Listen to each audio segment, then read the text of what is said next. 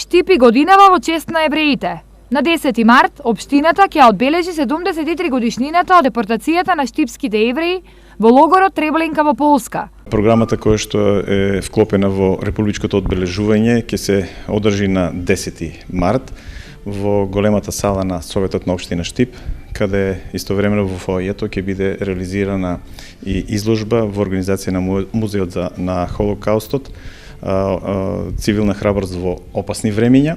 Традиционално и годинава општината организира комеморативна седница. Во рамките на комеморативната седница ќе имаме предавање и видеопрезентација посветена на чинот на Холокаустот од магистер Сонја Николова.